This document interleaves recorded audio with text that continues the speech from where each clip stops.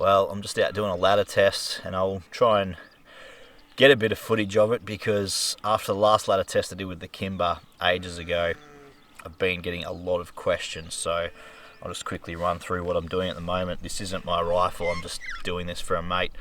He's stuck at work, so basically he's loaded up some, I think they're 200 grain ELDXs for his 300 Win Mag. I've just got it set up here, just using my pack as a rear bag. He's running an EXO as well, and this is pretty much simulating how he would shoot in the field, which is always how I like to shoot my guns. He's loaded up basically in 1 grain increments. Normally we would do half grain increments, but there's no real good load data on the 200 grain ELDX and AR 2225.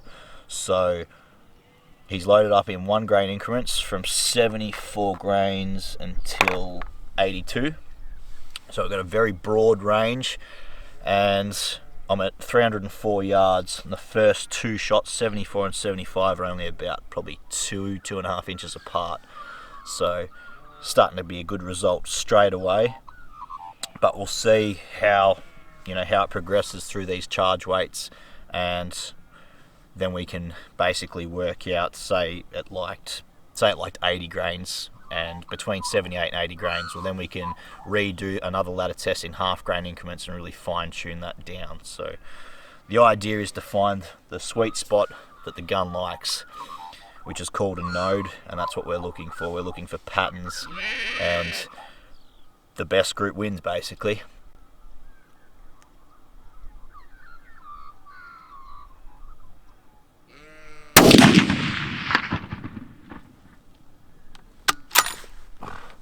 That shot's nearly touching the 75 grains. So straight away, and what I'm doing, I'm keeping basically a little, what do you want to call it? It's like a map. Don't know whether you can even see me in frame here, but all I'm doing, I can spot each hit, and then I've got a little picture here of my target, and I'm just writing down each powder weight and where the bullet hit, and that way I don't have to go up there and check it and mark it every shot. So by keeping a map, I can stay here, and I'm trying to do this reasonably quickly before the sun gets up and I start having mirage issues. That's another reason I've got the target up where it is. It's basically on a hill, so the bottom of the gully is going to hit mirage first, and I'm in a big bit of shade here, so I'm still going to be in shade for a little while, hopefully long enough to get this ladder test done. I'll tell you what, you guys can keep your 300 Win Mags to yourselves. I've had 3 shots, and I've got the bipod at full length with the pack basically set up for a high rear bag, just to eliminate a lot of recoil, because the lower you are, the worse your shoulder position is for recoil. So I've kept it up nice and high. I can also get a better load on the bipod, try and get that recoil coming straight back, but these things kick. So I'm up to 77 grains now. It's a shot number 4, and we'll see where it hits. I'm trying to give the barrel a good 5-10 minutes between shots. It's nice and fresh out here this morning. There's quite a bit of dew on the ground, so it's not taking too long to cool. And without doing rapid shots, you're keeping a really consistent and fair base on what results you're going to get, because if you're smashing rounds through a ladder test, your barrel's warming up, so it's not going to be consistent if you're in a cold barrel shooting scenario, which is nearly every hunting scenario. You're not really getting your barrel warmed up when you're taking a shot across a gully or anything like that. So you want to keep your barrel cold for every shot. Alright, let's do it again.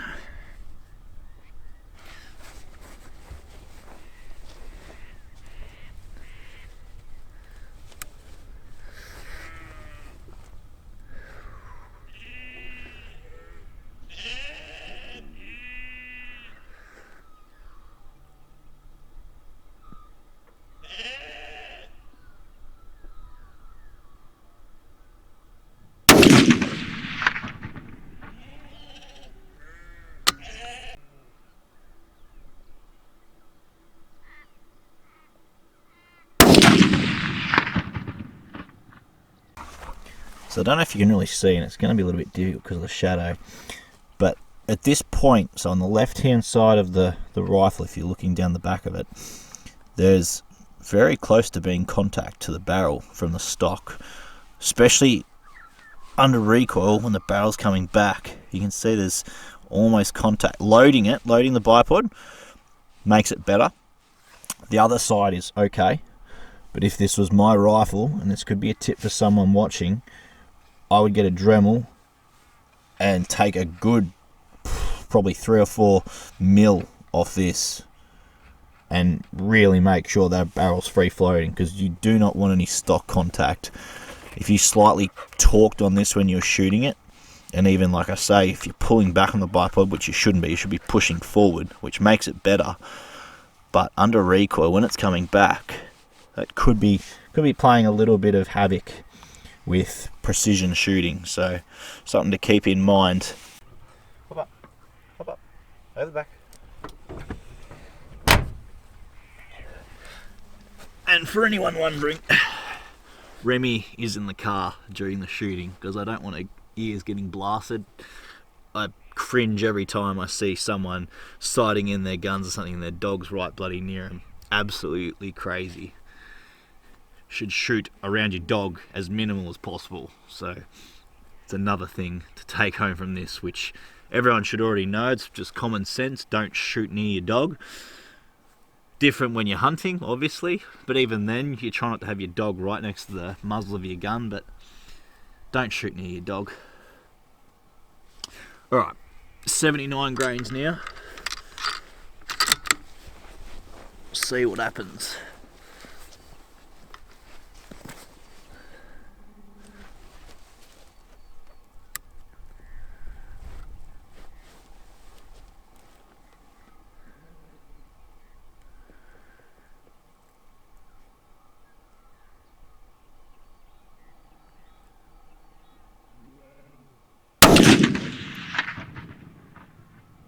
Wow.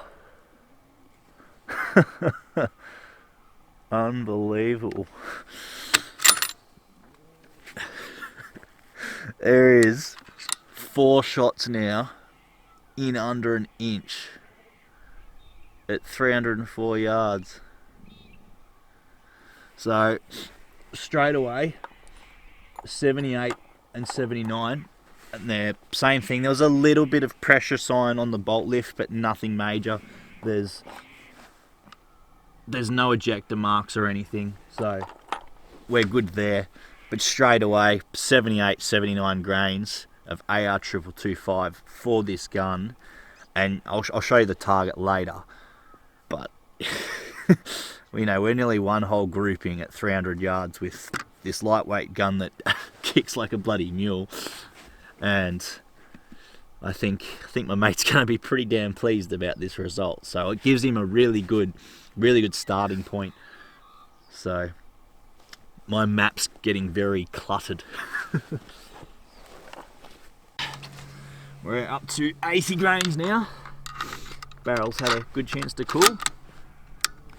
And let's see what happens.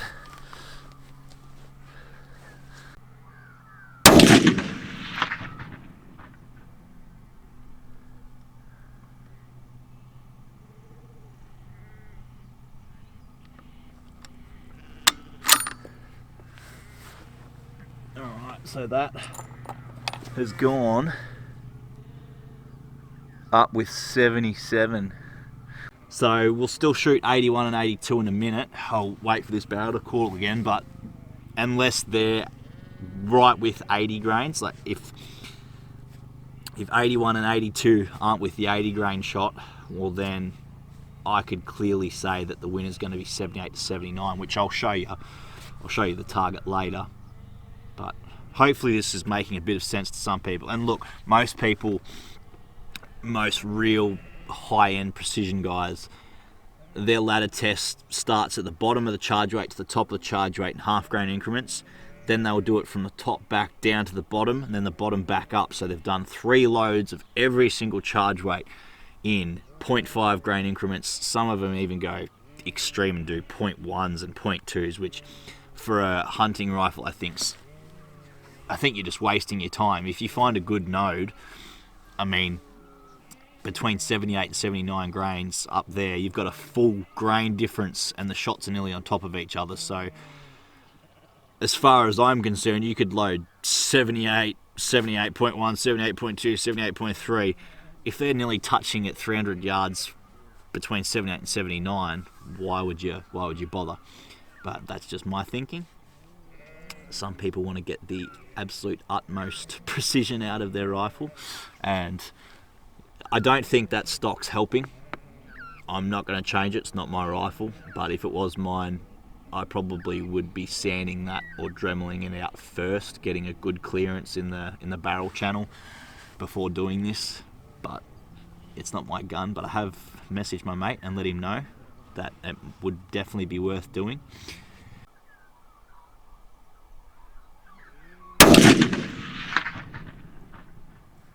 Interesting.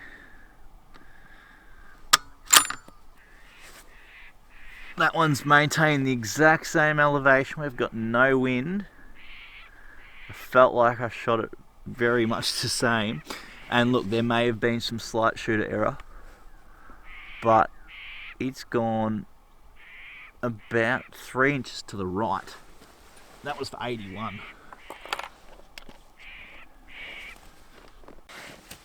Alright, we have got our last load here, 82 grains. Probably not really worth shooting it, but I'm going to do it anyway, just to, cover all bases. And then I've also got some 195 grain ELDM factory ammo, which all I'll do, I'll probably dial up another 2 minutes or something, or even down, and I can still aim at the same target. No, I'm going to hit in a different place, but I'm going to see how these group. So let's fire this 82, and that will conclude this ladder test for today, until we'll probably redo it in half grain increments, depending on what nodes we really find out.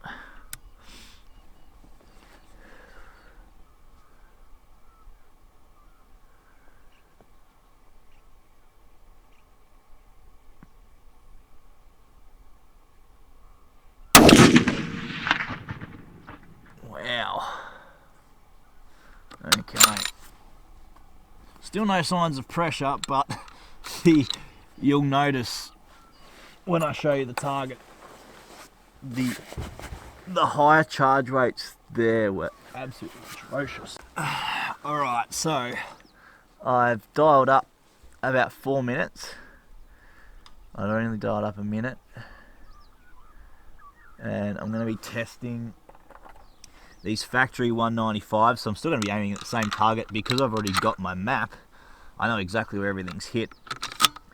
And this will just be a 3-shot group just to see how this ammo goes, because it's always good to have a backup factory ammo if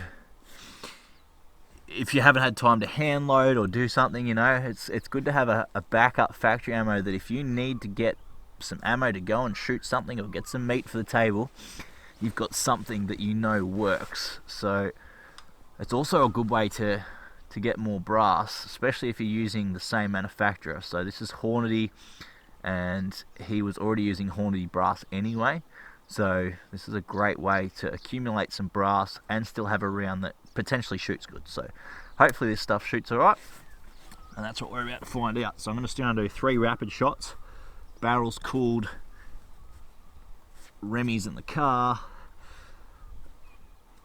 Let's see how we go.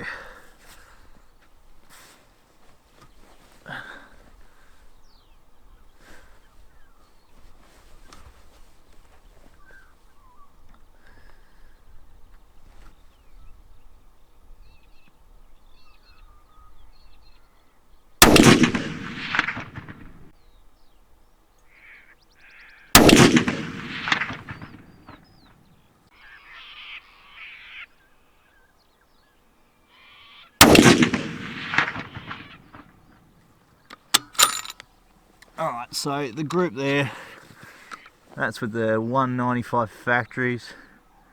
We're looking at about 2.5 inches.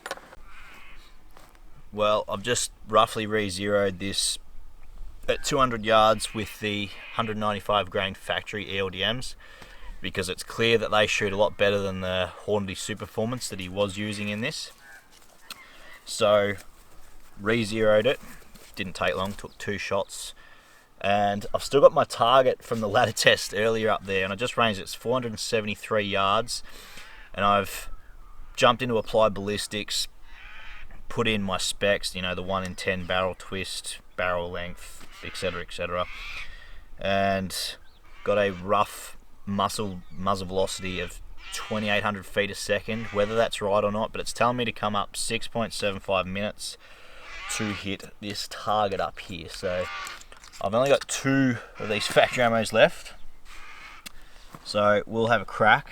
So we'll dial up 6 3/4 minutes, which is right there, and I'll fire 1 shot, see where it hits.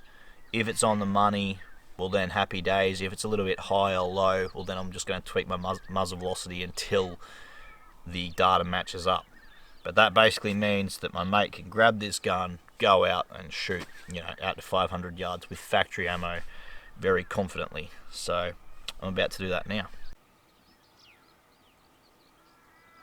So all I'm doing there, I don't even know if I'm in frame, but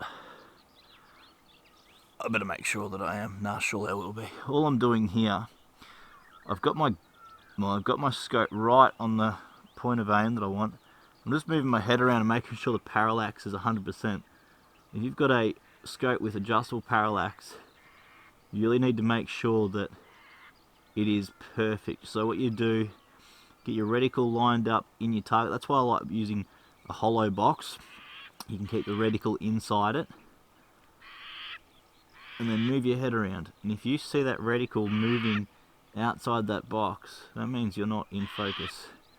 And that means any little head movement or wrong head positioning will affect your point of impact. So I'm just making sure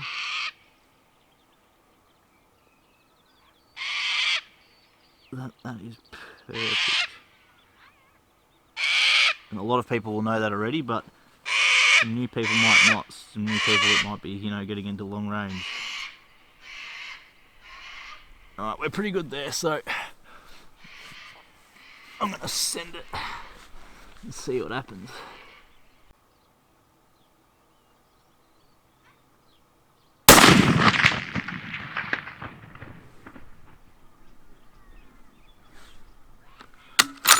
Alright, definitely hit it. Not sure where. So I'm going to go for a drive. Yeah, I can't tell where. Go for a drive and work it out. Okay, well here's our results. So I've just gone up and got the target.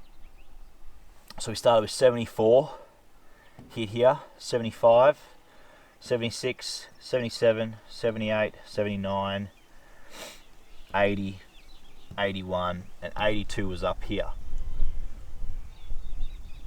These 3 shots here with factory ammo at 304 yards. All this ladder test was done at 304 as well. And then the shot I just did then was at 473 yards. So I just roughly inputted some data into Applied Ballistics on my phone. Told me to come up 6 3/4 minutes. Dialed it, sent it, aiming here, hit there, slight bit of wind up there. But that's, you know, we're very, very close. So the velocity could probably be tweaked a little bit. I didn't shoot a group because I've only had a limited number of rounds here to test out, but I know that it holds sub-minute. We're just under 3 inches there at 304 yards. Sub-minute for factory ammo, can dial it at nearly 500 yards, and you know you're good to go on a Samber or a Fallow. But the main reason I was out this morning was for my mate is to do this ladder test. He loaded up between 74 and 82 grains, as I said earlier, because we couldn't find any solid data online, so we just did a very broad 1 grain increment ladder test. And from this information, and you can see here 78 and 79 are literally touching at 304 yards, and this whole little cluster here is very good.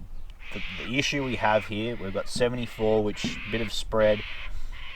75 and 76, starting to be a little bit of a node there. That's less than an inch apart for those two shots, so it likes that. It likes that range. But then 77 came up here. Not sure why. Just didn't like it. 78 and 79, very, very good. The best of the day. So I've messaged my mate and I've let him know that ideally we'll redo a ladder test again at 77.5, 78, 78.5, 79 and 79.5. So we're eliminating the 80 grains we know it didn't like, because 80 was here, 81 here, 82 over here. Not a very good group if you take those three shots into account.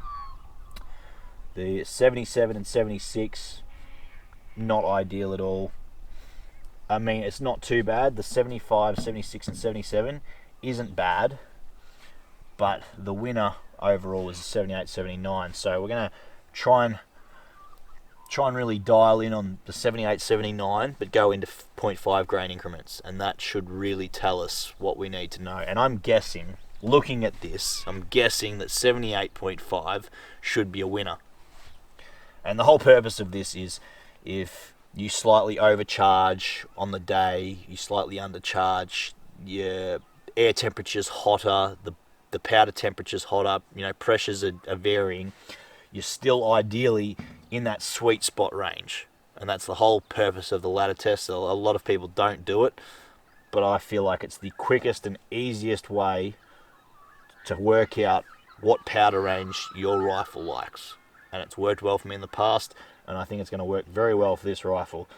It's a factory Browning A-bolt 300 Win Mag, and to have 4 shots in under an inch at 304 yards means it's a great shooter.